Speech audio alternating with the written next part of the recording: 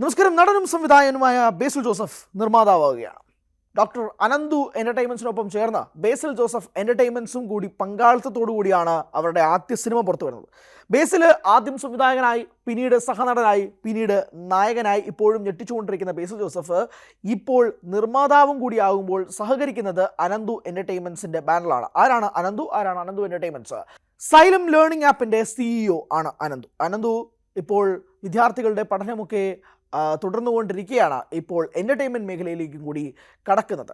ഒരുപാട് അഭ്യൂഹങ്ങൾ ഇവരുടെ ആദ്യ സിനിമയുമായി ബന്ധപ്പെട്ടുണ്ട്. ഈ രണ്ട് പ്രൊഡക്ഷൻ കമ്പനികളും ചേർന്നാണ് ആദ്യ സിനിമകൾ വരുന്നത്. ടൊവിനോയും വിനീത് ശ്രീനിവാസനും ബേസിൽ ജോസഫും ചേർന്നൊരുക്കുന്നതാണ് ആദ്യത്തെ സിനിമയെന്നും ചിത്രത്തിൻ്റെ ടൈറ്റിൽ ഉൾപ്പെടെ ഒരു അഭ്യൂഹമായി പുറത്തു വരുന്നുണ്ട്. അത് അതിരടി എന്നാണ് ടൈറ്റിലിൻ്റെ പേരെന്ന് വരെ സോഷ്യൽ മീഡിയയിൽ ബസ്സായിട്ട് തന്നെ തിളങ്ങുന്നുണ്ട്. എന്തായാലും അതിൻ്റെ ടൈറ്റിൽ ടീസർ ഉടൻ തന്നെ പുറത്തു വരുന്ന ഒരു സാഹചര്യത്തിൽ നിന്നുകൊണ്ടാണ് ബേസിൽ ജോസഫ് എൻ്റർടൈൻമെൻറ്റ്സിൻ്റെ ലോഗോ കഴിഞ്ഞ ദിവസം ബേസിൽ തന്നെ പുറത്തുവിട്ടത്.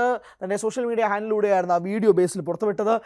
ഒരു ലീനിങ് ടവർ ഓഫ് പിസ ശരിയാക്കുന്ന ഒരു കുഞ്ഞു സൂപ്പർ ഹീറോ അത് പിന്നീട് മറിച്ചിടുന്നത് തവിടുപൊടിയാക്കി പൊട്ടിച്ചിരിക്കുന്ന ബേസിലിൻ്റെ ആ ഒരു വൈറൽ ചിരിയോട് കൂടി ചേർന്നാണ് ബേസിൽ ജോസഫ് എൻ്റർടൈൻമെൻറ്റ്സ് എൻ്റെ ലോഗോ പ്രകാശനം ചെയ്തത്. അതോടൊപ്പം തന്നെയാണ് അനന്തു എൻ്റർടൈൻമെൻറ്റ്സും കഴിഞ്ഞ ദിവസങ്ങളിൽ അവരും എൻ്റർടൈൻമെൻറ്റ് മേഖലയിലേക്ക് വരികയാണ് എന്ന് സൂചിപ്പിച്ചതുകൊണ്ട് അവരുടെയും കമ്പനിയുടെ പേര് ഉൾപ്പെടെ പുറത്തുവിട്ടത്. കഴിഞ്ഞ ദിവസം ഇരുവരും ചേർന്ന് എഗ്രിമെൻറ്റ് സൈൻ ചെയ്യുകയും ഈ ചിത്രവുമായി ബന്ധപ്പെട്ടുള്ള സംസാരങ്ങൾ ആരംഭിക്കുകയും ചെയ്തതായിട്ടാണ് മനസ്സിലാക്കുന്നത്. എന്തായാലും നടനായി തിളങ്ങി സംവിധായകനായി വളർന്ന് ഇപ്പോൾ ഏറ്റവും ഒടുവിൽ നിർമ്മാതാവും കൂടിയാകുന്ന ബേസിൽ ജോസഫ് ഒരുക്കി വെക്കുന്നത് എന്താണ് എന്നുള്ളത് കാത്തിരുന്ന് കാണാം.